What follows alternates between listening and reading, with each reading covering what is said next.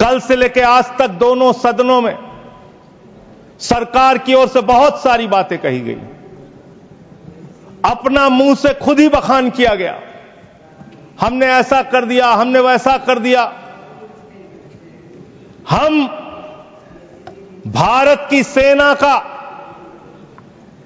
भारत के बहादुर सैनिकों का, बहादुर जवानों का बार बार नमन करेंगे, उनकी शौर्य और वीरता को बार बार प्रणाम करेंगे, लेकिन आपके नाकारेपन पर 1000 बार सवाल पूछेंगे मान्यवर, क्योंकि सवाल आपसे बनते हैं। पहलगाम में जो निर्दोष लोग बैसरन घाटी में गए थे, उनको आकर 5 खूंखार आतंकवादियों ने कैसे मार दिया? भारत की सीमा के अंदर 200 किलोमीटर वो आतंकवादी कैसे घुस गए? कहां से आपकी इंटेलिजेंस फेलियर हुई, उसके लिए कौन जवाबदेह है? और जब हम सर्वदलीय बैठक में बैठे थे, आदरणीय लीडर ऑफ अपोजिशन भी वहां पे थे, त्रुचि शिवाजी भी थे, और मान्यवर हमको बताया गया, सरकार के द्वारा बताया गया कि बैसरन घाटी में सिर्फ अमरनाथ यात्रा के 15 दिन पहले ही लोग आते हैं। ये तो पता नहीं किस गलती से होटल वालों के साथ मिलकर बैसरन घाटी को खोल दिया गया। अब इतने सारे अलग अलग दलों के नेताओं को सरकार के जिम्मेदार मंत्री, गृह मंत्री की मौजूदगी में, रक्षा मंत्री की मौजूदगी में गलत जानकारी दे रहे हैं। बाद में जब हमने पता किया तो पता चला कि हमेशा वो बैसरन घाटी खुली रहती है, लेकिन वहां सुरक्षा के कोई इंतजाम नहीं थे मान्यवर। वो लोग चीखते रहे, चिल्लाते रहे, रोते रहे, बिलखते रहे, अपनी जान गंवाते रहे, सहायता मांगते रहे, लेकिन उनकी सहायता करने वाला कोई नहीं था। मैं गया था शुभम द्विवेदी जी के घर कानपुर में मान्यवर, और उनके पिता ने रो के एक ही मांग कही।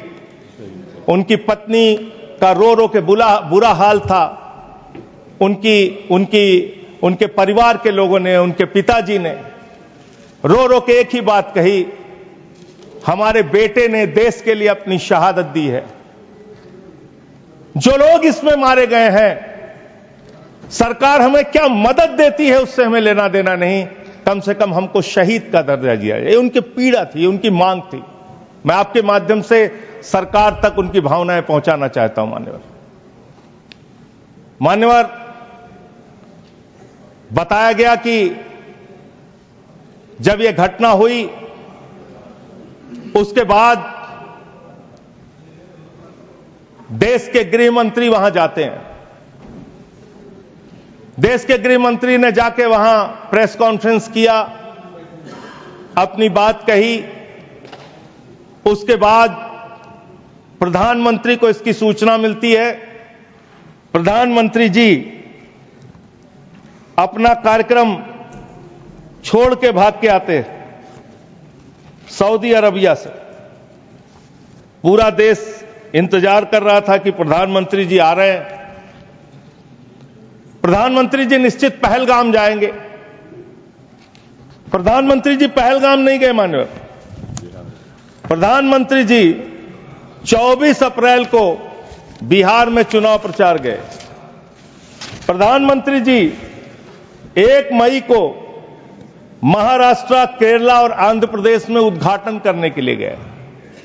प्रधानमंत्री जी फिल्मी सितारों को संबोधित करने गए, फिल्मी सितारों को संबोधित करने गए, लेकिन जो लोग पहलगाम में मारे गए थे उनकी पीड़ा, उनका हाल, उनका दुख, उनकी तकलीफ जानने के लिए नहीं गए। मान्यवर 22 अप्रैल को पहलगाम में आतंकवादी हमला हुआ। इसमें 26 लोग मारे गए, 25 भारतीय और 1 नेपाली नागरिक। हमने उसी वक्त मैं श्रीनगर जाने के लिए निकल गया। रात को ही सुरक्षा बलों की मीटिंग कर ये भाग न पाए इसकी व्यवस्था की। माननीय मोदी जी ने 23 और 30 अप्रैल को सीसीएस की मीटिंग चेयर की। ये कह रहे हैं, मैं आज बताना चाहता हूं कि सीसीएस की 23 अप्रैल की मीटिंग में क्या हुआ।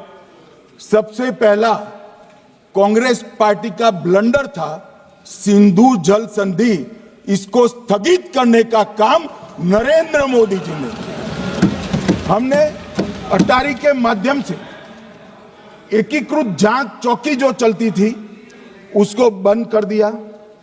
पाकिस्तानी नागरिकों के सार्क वीजा को सस्पेंड कर सभी को वापस पाकिस्तान भेजने का काम किया।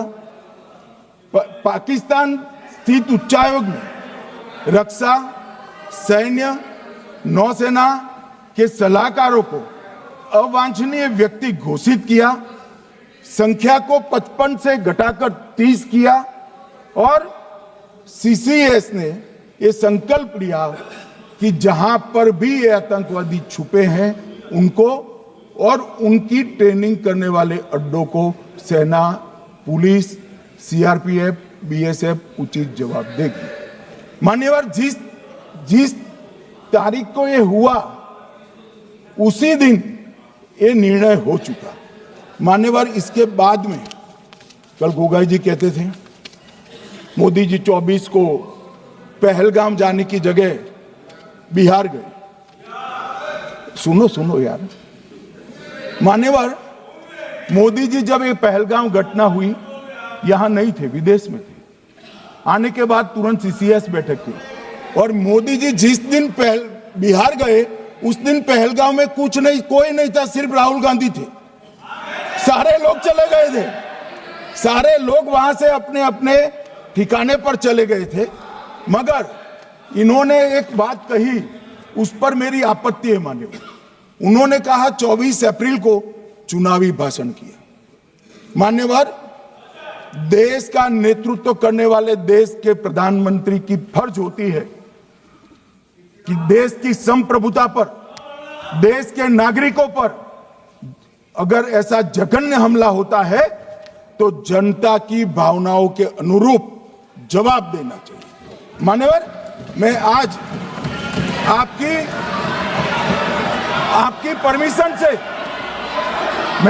परमिशन से मोदी जी के बिहार भाषण के कुछ अंश पढ़ना चाहता हूं। कोट अनकोट है। 22 अप्रैल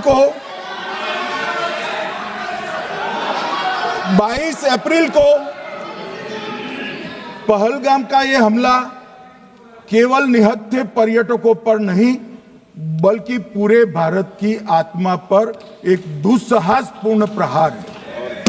आतंकवाद के प्रति दृढ़ और कड़ा रुख, आतंकियों और इसके हमले की साजिश रखने वालों की कल्पना से भी बढ़कर उनको सजा दी जाए। मान्यवर, महत्वपूर्ण है आतंकियों और इसकी साजिश रचने वाले दोनों को।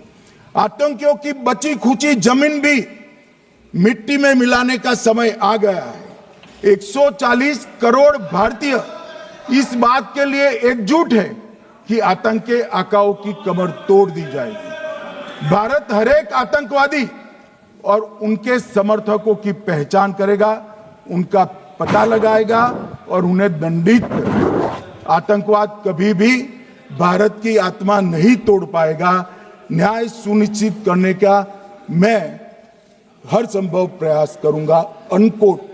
अब इसमें किसी को चुनावी भाषण दिखाई पड़ता है तो उसकी समझ शक्ति पर बहुत सारे सवालिया निशान लग जाते हैं। ये चुनावी भाषण नहीं है, आतंकवाद के खिलाफ लड़ने का 140 करोड़ भारतीयों का प्रतिघोष है जो मोदी जी ने वहां दिया। इनको चुनावी भाषण दिखाई पड़ता है। जैसे चश्मे होते हैं ऐसी ही दृष्टि होती है।